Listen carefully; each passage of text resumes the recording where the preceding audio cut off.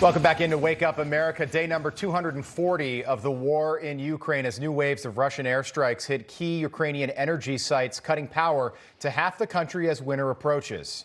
And joining us now to talk about it is retired Air Force Brigadier General and Newsmax contributor Blaine Holt.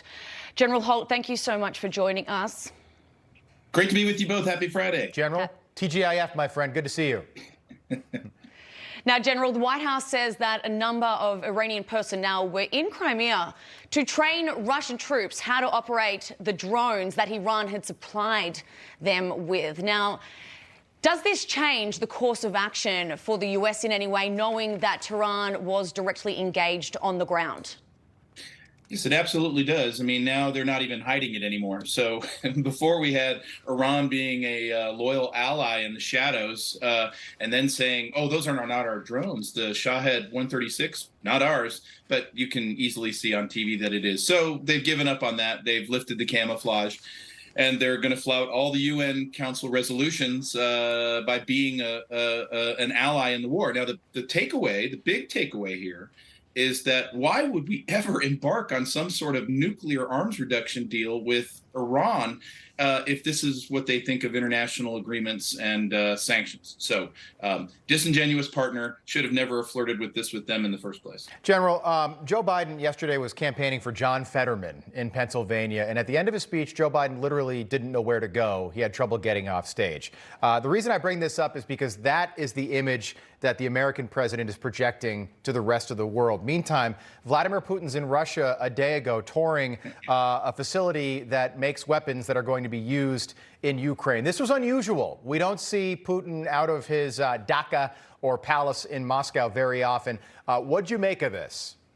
So on the first part of this, I would look to the entire national security team that took us right on through Kabul, did not deter a war, and got us to this exact place. And when are we going to stand up and hold folks accountable for these strategies? On the Russian side, Vladimir Putin is doing what he had actually better be doing, because if he gets into bunker mentality and everybody sees him as just holed up in a closet someplace running a war and hiding from the Russian people, he's going to be in a lot of trouble. And this is kind of the fate of the strong man. He's out there with a sniper rifle, showing that he too has military prowess and he's leading this country.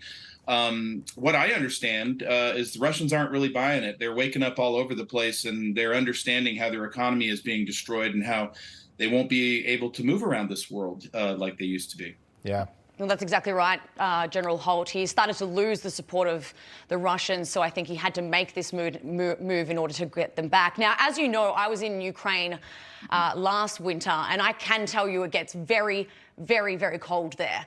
And to think that Ukrainian civilians have had to limit their power now as they head into winter, it's a huge concern. And I would hate to think that this situation is going to get worse instead of better.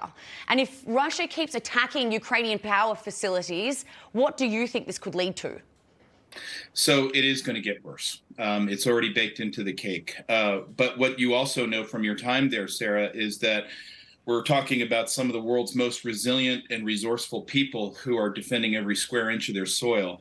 They're certainly not laying this at Zelensky's feet, and they will find ways to heat themselves. There will be a death toll from the winter. Where my bigger concerns are right now is you're going to see this type of calamity on a not so resilient European continent, where we see protest after protest, millions of people screaming out about why the energy policies are in shambles over the sanctions, and there's been no gap coverage for what's clearly going to be a catastrophe in Europe this winter. Yeah, and in western Ukraine, where those tall mountains are, they've already had their first freeze of the season. They had it 6 days ago.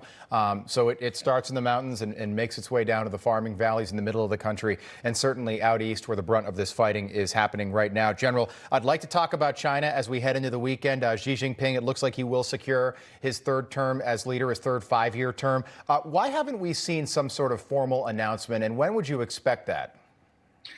I think we're going to see it tomorrow. And the reason I do is because they're already making announcements that Xi is going to introduce his new cabinet of yes men on Sunday.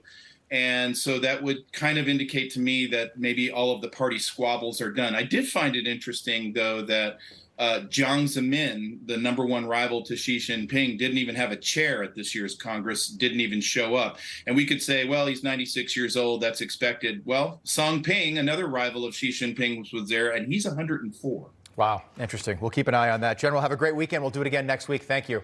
Have a great weekend. All right, you too.